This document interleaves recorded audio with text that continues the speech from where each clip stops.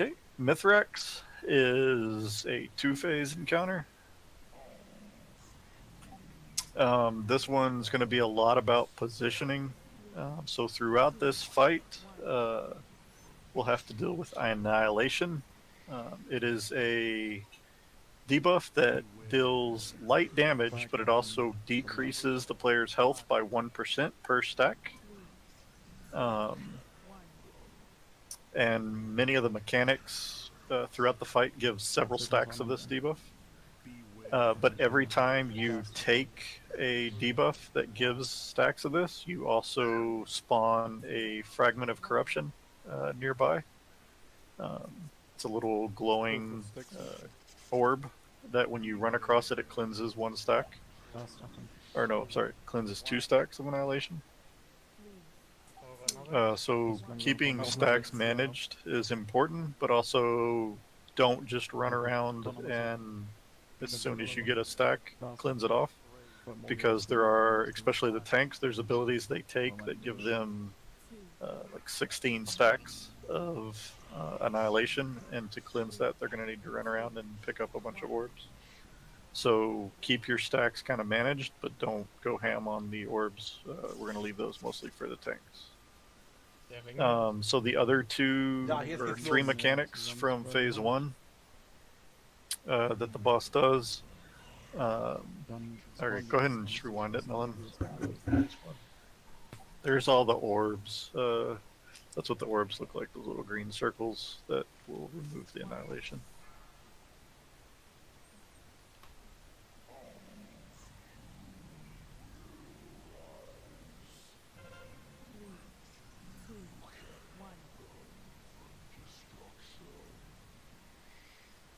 Okay, yeah, and to pull, like, the boss is down in this hole, and we have to jump into the hole. Jumping in pulls the boss, essentially, so we all have to jump in at the same time. So there's 3 major mechanics at play here. There's that debuff that the guy at the bottom has and is running out. It's basically Soul Burst again. You deal damage based on how close you are to everybody. There is orbs that spawn on random players that will... like they mind control anybody that's in them, and those orbs are semi-permanent. I think they go away eventually. Then that's the last ability, the beam that he does. He turns towards a random player and fires that beam.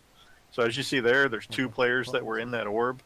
The way to if you attack the player, it knocks them back until they get out of the orb, or things like Typhoon work to push them out. Life grip works. Things like that. I'm assuming we don't have any DPS shaman, but I'm assuming like thunder strike or whatever works too to knock them out. I'm not sure. I'm not sure if death grip works. It may work. It may also still be just counted as a as them being friendly, or it may work. But the thing that we have to be careful of. We want to stay spread to where at most 2 people get mind controlled. Every time somebody is knocked out of an orb, it deals increasing damage. So the first person that gets knocked out is going to deal 20k damage. The second person that gets knocked out is going to deal 40k damage. Third person that gets knocked out is going to deal 60, and so on. So if we have like 5 people get knocked out, we can't Typhoon them, or it'll just obliterate the whole raid. So as long as we stay spread while we're dodging the laser beam and people are running in and out with the debuffs, just kind of keep a good 5 to 8 yard spread going, to where, 1 or 2 people get mind controlled, but that's about it. We should be fine on that. But that's basically all there is to phase 1. The tanks are going to get... they have to deal with Essence Shear, which is a conal ability, so the tanks don't want to be stacked with each other, or both of them will get hit by this. It applies 16 stacks of Annihilation, and applies Essence Shear to the player. Essence Shear causes the player not to spawn any fragments when they take stacks of Annihilation for 24 seconds. So any mechanics that anybody gets hit, but ideally that tank isn't going to spawn any extra fragments. So essentially, once the, like you can see the tank running around here, he's clearing off his annihilation stacks. Or the healer was doing that actually. But basically, after they get hit with Essence Shear, the tanks want to swap, and the tank goes running around and clears off his annihilation stacks. And then once the next shear goes off, they swap back. So this is phase 2. The boss transitions at 75 and 50% health into phase 2. He's going to, just as he transitions, he's going to run to the center of the room, do a big fancy cast called Oblivion's Veil, and then he takes 99% reduced damage. After he casts Oblivion's Veil, he's going to cast Zalzax's Awakening. That's this big squid cannon. Like if you watch the video where he killed the final seal or whatever, it's basically that big tentacly weapon that he's got. He spawns that. When he spawns that, it's going to create 2 of those mind control orbs on random players, so we all want to be spread out as he does this. And then as soon as that finishes, like all those orbs of corruption, or orbs of those fragments of corruption spawn, and so players can kind of keep their annihilation stacks low during this phase. Don't pick up too many of them. If you're at like 2 or 3 stacks, just don't worry about picking them up. So those 2 big faceless ads spawn. Those both need to be tanked, and they need to be tanked 40 yards apart. Otherwise, they go immune, I think, or just gain the damage buff.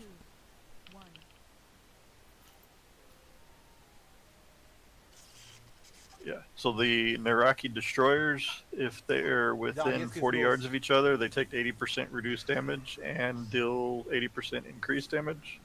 So basically, we're going to tank, like the tanks they spawn on opposite sides, so each tank will pick one up. They do the exact same Essence Shear ability as the boss. So they're not going to be spawning any extra fragments, and they're going to be getting the 16 annihilation stacks each cast. So we're going to want to everybody get on one of them, target it down, or focus it down and kill it quickly so that the tanks have the ability to swap on the other one once the debuff wears off. Otherwise, we'll eventually lose a tank because their annihilation, which is the health reduction, will be at like 50 stacks or something like that. The other thing that the boss casts during that phase 2 is Visions of Madness, where he creates a clone of 5 random players, and those clones cast Mind Flay on random targets, slowing their movement speed. The cast can be interrupted, and those need to be killed off. We need to, as soon as we transition into phase 2, here's the boss transitioning into phase 2, everybody needs to spread out because he's going to put out the 2 mind control orbs. As soon as that is finished, we can all just stack up behind the ad that we're focusing down to where whenever he casts the Visions of Madness, they're going to spawn right on the group, and it'll be easy to stun them or cleave them down quickly. The other ability that he does during this phase is basically like the Gul'dan beam from phase 1. He's just going to turn in a random direction and fire a void beam. He's doing it right there at the very top of the frame. You can barely see it. But he just channels that beam for a good like 8 to 10 seconds. And it deals damage every quarter of a second, I believe. So we want to get out of that as quickly as possible. So the boss just... phase 2 is on a timer, so we want to make sure we've got the ads down when the timer ends. There's the beam. You can see it really good there. Just don't want to be in that. And then once he comes out of phase 2 again, he goes back into phase 1. He was at 50% when he entered this time. He's not going to go into phase 2 again. He goes active, and then we're back to phase 1 mechanics. But this time, he doesn't transition into phase 2 again. So at this point, like phase 2, he spawns tons of orbs, and everybody can kind of clear off their annihilation, especially the tanks. At this point, we're not going to get those like super groups of the orbs, so we got to manage our stacks really well. And at 10%, he cast Essence Shatter. Yeah, Essence Shatter at 10%, where nothing creates fragments anymore. So the final 10%, the tanks and everybody else will have to manage their stacks. Up to that point, with either the orbs that are already on the ground or just survive, because he's not going to spawn more of those fragments to lower the stacks. But that's pretty much all there is to the fight. We just go back and forth from phase 1 to phase 2. Staying spread out in phase 1 is going to be huge to manage the amount of people who get mind controlled. Like there, you can see the Typhoon just knocked the guy out of that one. So there are things like that can work well. Run the debuff out if you get the debuff that deals damage based on proximity, and then when you're running back in, don't stand next to somebody else. And then just dodge the beam whenever it's cast. And yeah, don't, like I said, don't go ham on the fragments. Let the tanks pick those up as much as possible. And the beam knocks you back, deals damage, and applies like 8 stacks of corruption to you. So outside of needing extra orbs for the tanks, we generally don't want to get hit by that at all. Is there like a hard limit for where kind of stacks on the raid becomes unmanageable, or were people hanging out around like, I don't know, like 10 or 15 and being fine?